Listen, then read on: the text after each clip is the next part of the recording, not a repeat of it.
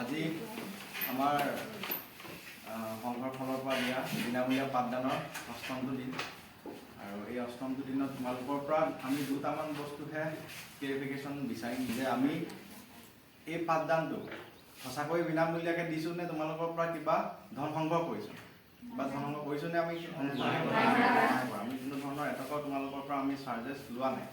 তাৰ লগতে আৰু এটা তোমালোকক সুধিম যে তোমালোকে এই পাঠদান লোৱাৰ পৰা কিবা উপকৃত হৈছে নাই, মানে কিবা তোমালোক প্ৰফিট হৈছে নাই?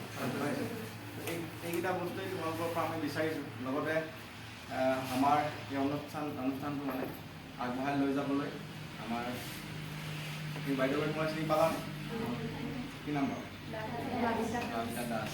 আৰু বাইদেউৰ ঘৰ ক'ত?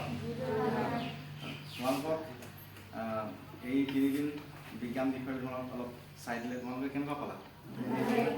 ভাল পালা? গতিকেলৈ আমাৰ এই পঢ়ুৱৈ সংঘ অৰ্থাৎ ৰিডাৰ্ছ ক্লাব অফ আছামৰ তৰফৰ পৰা বাইদেউক এখন এই ফুলাম গামোচাৰে সম্ভাৰ জনাবলৈ বিচাৰিছোঁ আৰু সম্ভাৰ জনাব আমাৰে মৰমৰ ছাত্ৰী অস্মিতা।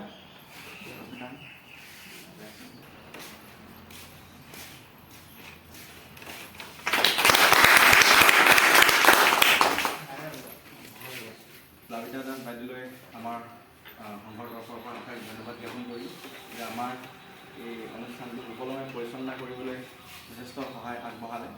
আৰু তোমালোককো কৈছোঁ যে আৰু 20 দিনমান আৰু ক্লাছ হ'ব আৰু সেই ক্লাছখিনিত তোমালোকে কোনো ধৰণৰ ক্ষতি নকৰাকৈ বা কোনো ধৰণকে ইয়াত কোনো বেমেজালি সৃষ্টি নকৰাকৈ তোমালোকে যাতে ইয়ালৈ আহি থাকা।